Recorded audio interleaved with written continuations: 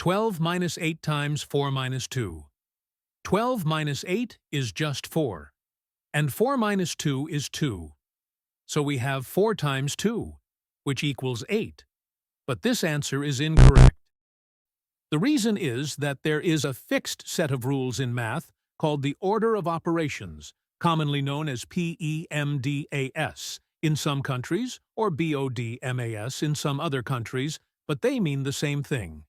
In this rule, the letters P or B stand for parentheses or brackets, E or O stands for exponents or order, M and D stand for multiplication and division, and A and S stand for addition and subtraction.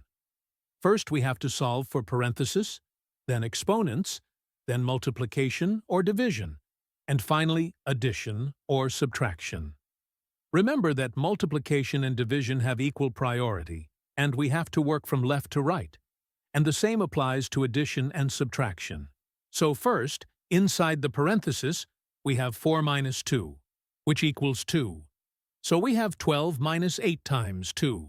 Now, we have one subtraction and one multiplication. Here, multiplication comes before subtraction. So in this step, we have to do the multiplication. 8 times 2 gives us 16. So we have 12 minus 16, which equals minus 4. That means our final answer to this problem is minus 4.